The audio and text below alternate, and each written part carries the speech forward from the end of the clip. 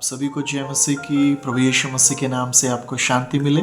मैं विश्वास करता हूं कि आप लोग सभी मसीह यीशु में आनंदित हैं। आज हम फिर से परमेश्वर के वचन से सीखने जा रहे हैं। ये प्रिविलेज है, ऑनर है हमारे लिए, आदर की बात है कि हमें परमेश्वर एक समय देता है कि हम परमेश्वर के वचनों से सीखें। मैं बार बार आपसे गुजारिश निवेदन कर रहा हूँ, जितनी बार आप वचन को सुनते और वीडियोस को देखते हैं, कृपया करके ज़रूर एक लाइक दे दें या फिर सब्सक्राइब कर लें चैनल को, जिससे ये वीडियो आप लोग मदद करेंगे, सहायता करेंगे कि और कई लोगों को जो वचन सुन नहीं पाते किसी न किसी माध्यम से या फिर समस्याओं में पड़े हैं, जब आप एक लाइक देंगे या फिर एक सब्सक्राइब करेंगे तो YouTube के माध्यम से वीडियो अपने आप ही पता नहीं हज़ारों लाखों करोड़ों तक पहुंच जाएगी। और ये परमेश्वर के संदेश है, सुसमाचार की दी गई बातें हैं, ताकि परमेश्वर अपने लोगों को उन सारी चीज़ों से आज़ाद करना चाहता है जिसमें वो पता नहीं कितने लंबे सालों और अवधियों से पड़े हैं और उन्हें अभी तक उस समस्या से निकलने का कोई भी एक आशा की किरण या कोई भी किसी प्रकार का उनकी लाइफ में कोई मदद उन्हें नहीं दिखाई दे रही है, ताकि उन सारी चीज़ों से निकले। ऐसे ही एक व्यक्ति की कहानी आज हम लोग डिस्कस करने जा रहे हैं, जिसका जिक्र परमेश्वर के पवित्र शास्त्र यूहन्ना रचित सुसमाचार उसका 5वें अध्याय में किया है। एक ऐसा व्यक्ति जो तकरीबन 38 साल से बीमार था और 38 साल से बीमार है और अभी भी उसके जीवन के अंदर ठीक होने की चाहत तो बरकरार है। ये तो हम परमेश्वर के वचन में देखते हैं और मिलता है हमें यूहन्ना सुसमाचार उसका 5वां अध्याय में, जहां लिखा हुआ है कि बेथेस्दा नाम का एक पूल या एक कुंड था या एक पोखर या एक तालाब जिसे हम बोल सकते हैं, और उस जगह पे बहुत सारे लोगों को लाया जाता था जो बीमार थे। 5वां अध्याय के दूसरे वचन में लिखा है, जो इब्रानी भाषा में बेथेस्दा कहलाता था।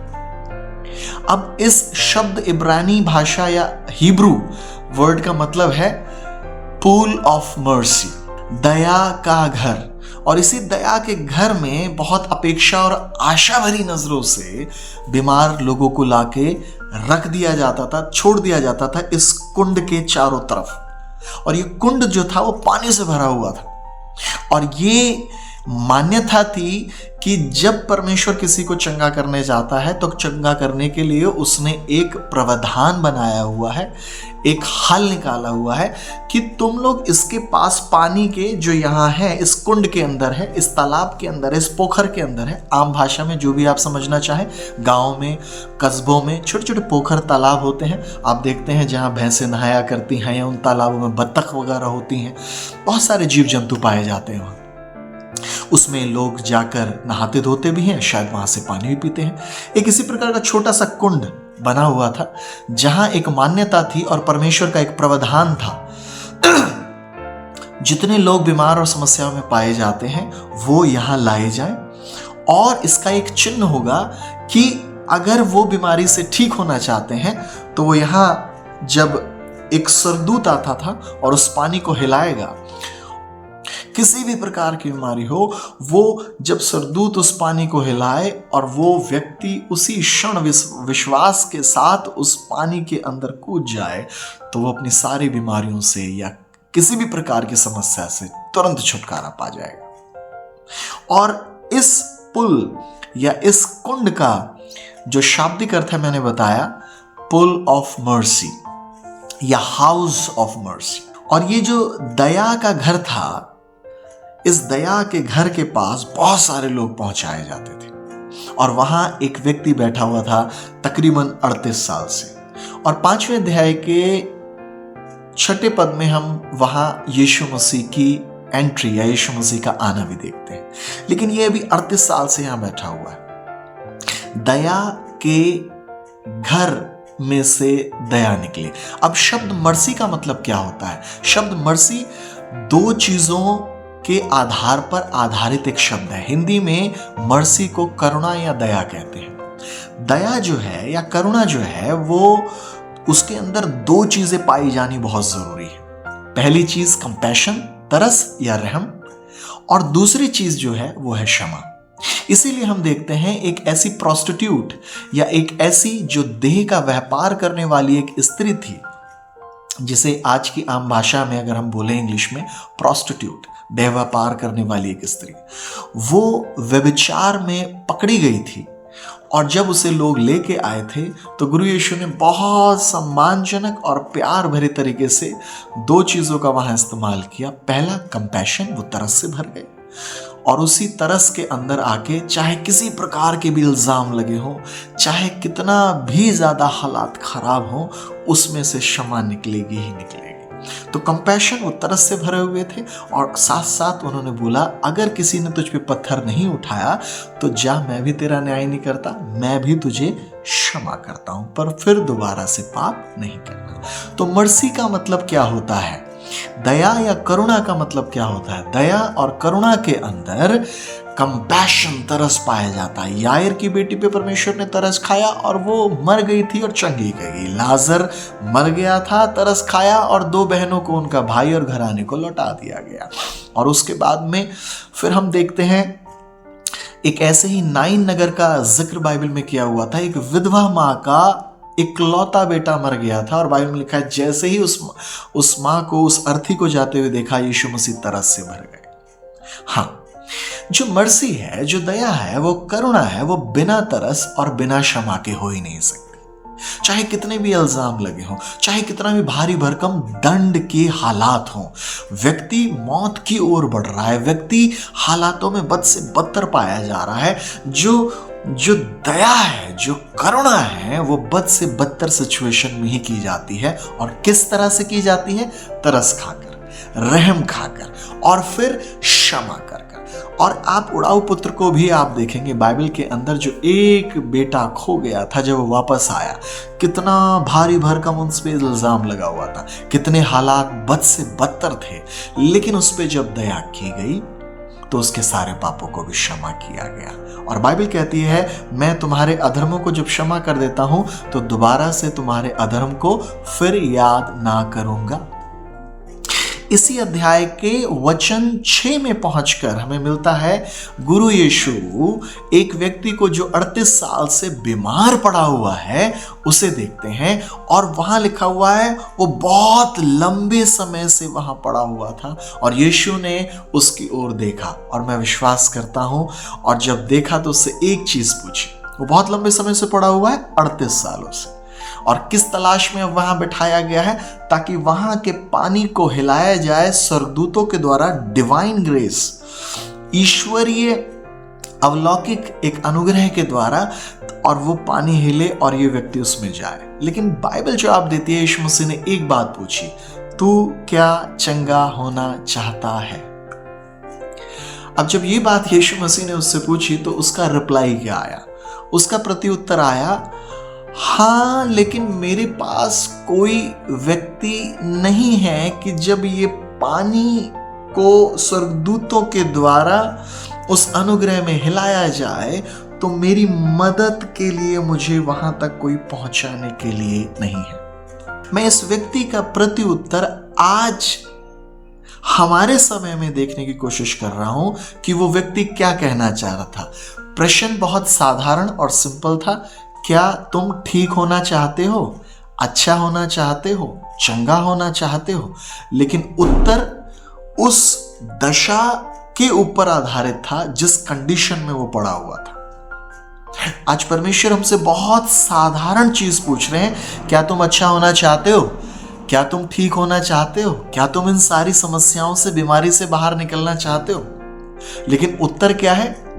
उत्तर कुछ इस प्रकार से होता है, हाँ मैं विश्वास तो करता हूं मगर, हाँ मैं विश्वास तो करता हूं मगर, मैं असहाय हूं दया तक पहुंचने के लिए, मैं असहाय हूं करुणा तक पहुंचने के लिए। याद रखिए, और वो पानी जो था वो रुका हुआ है, और दया का घर एक ही जगह है। जो कुंड है जहां से दया निकलती है वो एक ही जगह पाया जाता है, और वो पानी से लबरेज भरा हुआ है। पानी के हिलेगा, स्वर्गदूत आके हिलाएंगे, और जैसे हिलता हुआ देखा, जो पहले कूद गया है ना, उस विश्वास के द्वारा। विश्वास तो है, लेकिन असहाय हूं, हेल्पलेस हूं, मजबूर हूं, कोई मुझे उठाने वाला। कई बार मेरे और आपके लाइफ में परमेश्वर हमसे बहुत साधारण सा सवाल पूछे, क्या तुम ठीक होना चाहते हो, क्या तुम अच्छा होना, क्या तुम इन परिस्थितियों से निकलना चाहते हो। हमारे पास देखिए कितने सारे आंसर हैं। हाँ, विश्वास तो है, लेकिन मेरे पास पैसे नहीं है उस जगह पे पहुंचने के लिए जहां से परमेश्वर के दास वचन सुनाते हैं। मेरी पहुंच नहीं है क्योंकि परमेश्वर के दास बहुत बड़े हैं। हमारे पास कुछ मदद के लोग नहीं है क्योंकि मैं पैरों से चलने में असमर्थ हूं, इसलिए वहां तक नहीं पहुंच पाता जहां मीटिंग होती है। मेरी बीमारी के कारण मेरे पैर सूख गए हैं, मेरा आधा शरीर धड़ से नीचे काम नहीं करता है, इसलिए मैं उस दी गई लोकेशन में जहां दया मुझ पे होगी, जहां करुणा होगी, दया के घर में नहीं पहुंच पा रहा हूं। मैं दया के घर में पहुंचना मेरे लिए मुश्किल है क्योंकि पैसे नहीं, क्योंकि डॉक्टरों ने मुझे जवाब दे दिया। मैं नकारात्मकता से भर इतनी दूर कैसे जाऊं। बहुत सारे हमारे पास जवाब है। विश्वास तो है मगर डॉक्टरों ने जवाब दे दिया। विश्वास तो है मगर पैसे नहीं है। विश्वास तो है, इतनी दूर कैसे जाऊं। विश्वास तो है मगर लोग नहीं है। विश्वास तो है लेकिन प्लेस बहुत दूर है। विश्वास तो है लेकिन शरीर अब साथ नहीं देता। आज प्रभु एक ही चीज पूछने की कोशिश कर रहा है, क्या तुम ठीक होना चाहते हो। विश्वास तो है लेकिन शराब पी के इतना ज्यादा शरीर कमजोर हो गया है कि मुझसे अब चला नहीं जाता। विश्वास तो है लेकिन मेरे घर वालों ने मुझे छोड़ दिया है, अब मेरे साथ कोई है नहीं कि कोई मेरा साथ दे सके। मेरे बीवी, मेरे बच्चे, बहुत सारी ऐसी चीजें। विश्वास तो है मगर मैं असहाय हूं, मजबूर हूं, लाचार हूं दया के घर तक पहुंचने में। और दया के घर की एक ही लोकेशन थी पुराने समय में जब यीशु मसीह आए। एक ही लोकेशन, एक ही स्थान जहां से दया, मतलब सारे लोग दया के घर, दया की जगह में पहुंचाए जा रहे हैं जहां से करुणा निकलेगी। और मैंने अभी आपको बताया मर्सी, दया या करुणा का मतलब क्या है, जिसके अंदर तरस हो, रहम हो, सारी चीजों को क्षमा, फॉरगिव किया जा रहा है, चाहे इल्जाम कैसे भी हो, चाहे खतरनाक से खतरनाक सिचुएशन की। दया एक ही जगह मिल रही थी पुरानी जगह। परमेश्वर ने एक ही जगह स्थापित की थी जहां से दया, सबको वहीं पहुंचना था। अब ये व्यक्ति कह रहा है मैं पास तो हूं लेकिन वहां दया तक नहीं पहुंच पा रहा हूं। क्या कहना चाह रहा है? दूसरे शब्दों में, पास होकर भी छुटकारे से बहुत दूर। मैं इसके बहानों को देखना चाह रहा हूं। विश्वास तो है मगर, विश्वास तो है मगर असहाय हूं, लाचार हूं, कमजोर हूं दया के घर तक पहुंचने में। दूसरी बात, बहुत अच्छी बातों को यहां नोट करने की कोशिश कर रहा था मैं। दूसरी बात, पास तो बहुत हूं दया के घर के, लेकिन उतना ही छुटकारे से बहुत दूर। पास होकर भी छुटकारे से बहुत दूर। पता है क्यों? क्योंकि कुंड जो था वो एक ही जगह पे सीमित था, लोकेटेड था, जहां लोगों को पहुंचाया जाता था। लेकिन आज यहां कोई ऐसा है जो इस दया के घर को बनाने वाला है, इस दया के घर का रचयिता है, इस दया के घर से भी बड़ा है। आज यहां कोई ऐसा आ गया है जिसके अंदर से ये दया बह रही है। याद रखिए मैं क्या बताने की कोशिश कर रहा हूं। जो दया का घर था वो एक जगह पे था, लोगों को वहां पहुंचना पड़ता था। लेकिन आज जो यहां आया है वो दया सागर है। कुंड में और सागर में या बहते दरिया में अंतर होता है। कुंड एक जगह होता है, पोखर, तालाब, कुआं एक जगह होता है जहां सारे लोग पहुंचते हैं और वहां से लेके पीते हैं और उनकी प्यास बुझ जाती है और वो जीवन के जल को पाते हैं और उससे वो ताकत को प्राप्त करते हैं। लेकिन नदी और बहते दरिया में जो फर्क पाया जाता है वो ये है, नदी एक जगह नहीं होती, नदी हर जगह होती है और वो बहती रहती है और हर जगह पहुंचती है। नदी के पास तक नहीं, लेकिन नदी लोगों के पास तक पहुंचती है और पहुंच के हर गली नुक्कड़, हर गांव में, हर शहरों में, हर देश में जाके वो लोगों की आवश्यकता को पूरा करती है। आज मेरे लिए सीखने को क्या है? मेरे लिए सीखने की बातें क्या है? विश्वास तो है मगर एक बहाना है कि मैं असहाय हूं, मैं लाचार, बस इतना ही पूछा जा रहा है ना, क्या तुम ठीक होना चाहते हो? और इसका जवाब क्या है? हाँ मैं विश्वास करता हूं, हाँ मैं ठीक होना, मगर मेरी परिस्थितियां मुझे अनुमति नहीं दे रही हैं ताकि मैं चंगा हो जाऊं, ताकि मैं छुटकारे के पास तो हूं लेकिन छुटकारे से बहुत दूर पाया जाता हूं। इसी बात को एक स्त्री ने तोड़ दिया आज से कई साल पहले। मैं एक परमेश्वर के दास की, जिनसे मैं बहुत ही ज्यादा उत्साहित और बहुत ही ज्यादा मुझे उनकी जो जीवन शैली है उत्साहित करती है, फैसिनेट करती है, और मैंने उनके प्रचार के माध्यम से गवाही सुनी। एक लेडी जिसे कैंसर था, वो परमेश्वर के दास के बारे में चर्चाओं को सुनकर यहाँ से चेन्नई गई और उन्हें पता था कि परमेश्वर के दास वहाँ रहते हैं और जब मैं जाऊंगी तो वहाँ जाकर वो मेरे लिए प्रार्थना करेंगे और मैं कैंसर नाम की बीमारी से ठीक हो जाऊंगी। उसने वहाँ से फ्लाइट पकड़ी और वो जब चेन्नई गई, चेन्नई में जाके पता लगा प्रभु के दास यहाँ नहीं है, वो किसी और जगह मीटिंग लेने के लिए गए हैं। और वो वहाँ बहुत दुखित हुई जाके, उसका पैसा इतना, टाइम खराब हो गया।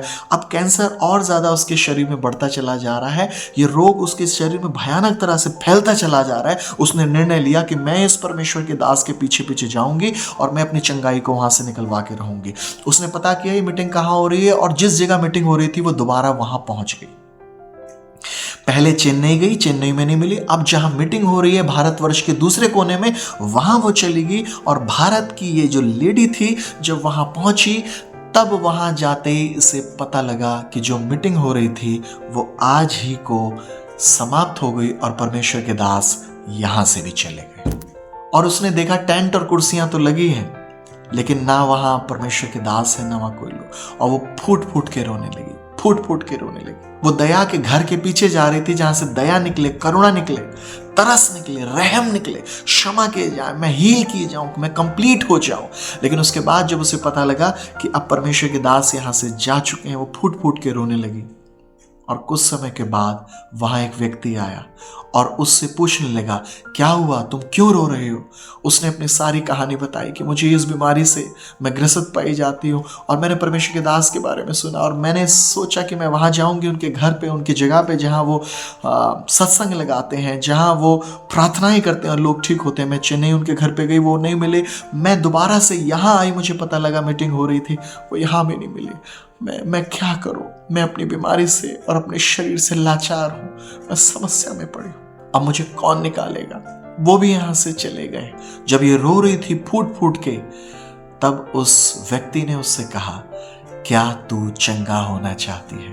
और आपको पता है वो कौन थे? वो यीशु मसीह थे। कुंड एक ही जगह था, पानी का कुंड एक ही जगह था। पानी का कुंड हर जगह नहीं पहुंच सकता था, लेकिन इस पानी के कुंड के अंदर जो दया आती थी वो स्वर्ग से आती थी। और यीशु ने कहा, जीवन का जल मैं हूं, जीवन की रोटी मैं हूं जो स्वर्ग से उतरी है। कुंड एक ही जगह स्थापित था, हर जगह नहीं जा सकता था, लेकिन जो नदी और दया का सागर था, नदी हर जगह जाती है और हर जगह जाके प्यास बुझा देती है। उस दिन उस स्त्री को वहां परमेश्वर के दास नहीं मिले, लेकिन उन दास को बनाने वाला, उन दास के अंदर से मर्सी बहाने वाला यीशु मिल गया, जग का रचयिता मिल गया। उस दिन यीशु मसीह ने स्वयं उस औरत के ऊपर हाथ रखे और अपनी दया, अपने तरस को उसके अंदर बहा दिया और वो उसी दिन चंगी और ठीक हो गई। विलाप गीत की पुस्तक 3 अध्याय वचन 22 में लिखा हुआ है, हम मिट नहीं गए, ये परमेश्वर की महान करुणा, अति करुणा का फल है, क्योंकि उसकी करुणा अमर है। इंग्लिश में बहुत अच्छा लिखा हुआ है, because Lord's mercy we are not consume, because of Lord's mercy we are not consume, For his mercy never fails. उसकी करुणा, उसकी दया की वजह से हम नाश नहीं हो रहे हैं, क्योंकि उसकी दया अमर है। उसकी करुणा कभी भी असफल नहीं होती, उसकी करुणा कभी भी मिटती नहीं है, खत्म ही नहीं होती। आज मैं आपको एक निमंत्रण देना चाहता हूं।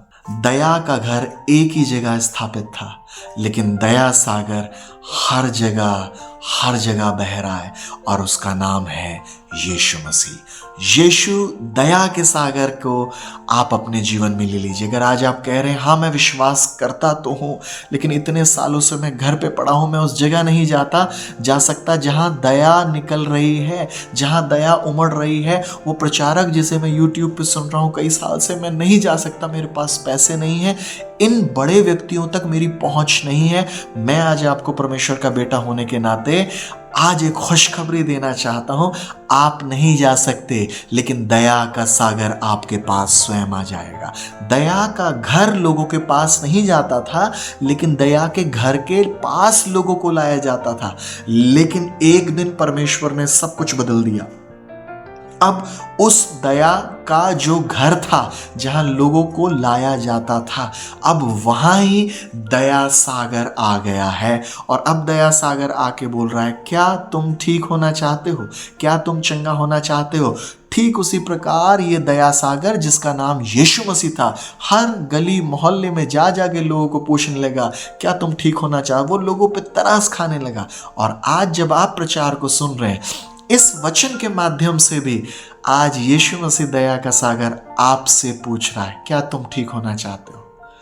हाँ, मैं विश्वास तो करता हूं आप पे कि मैं चंगा हो जाऊंगा आपके नाम से, लेकिन मगर, ये लेकिन और मगर नाम की कोई भी शब्द यीशु मसीह की डिक्शनरी में नहीं है। वो सिर्फ इतना पूछ रहा है, क्या तुम ठीक होना चाहते हो? जैसा तुम्हारा विश्वास वैसे ही तुम्हारे लिए हो जाएगा। ये इससे कोई मतलब नहीं पाया जाता कि आप कहाँ रहते हो। आप अगर जंगल में रहते हो, आप अगर सुनसान इलाकों में रहते हो, आपके पास पैसे हैं या नहीं है, आपके पास लोग हैं या नहीं है, आपका शरीर काम कर रहा है या नहीं कर रहा है, आपको डॉक्टरों ने बड़े बड़े पर्चे बना के दे दिए हैं कि तुम ठीक नहीं हो सकते हो। कोई भी वचन, कोई भी परिस्थितियां, कोई भी समय आपको परमेश्वर की दया पाने से रोक नहीं सकता। अगर आप चाहें तो अभी इसी वक्त जब इस वचन को, इस प्रचार को सुन रहे हैं, तो अभी बैठे हुए इस दया सागर से अपनी दया को, अपनी मर्सी को निकलवा सकते हैं। और उसकी मर्सी कभी फेल नहीं होती, उसकी दया अमर पाई जाती है, और वो हर एक व्यक्ति पर दया करने निकलता है, और उसका नाम है यीशु दया सागर। आपको उसके पास जाने की जरूरत नहीं है।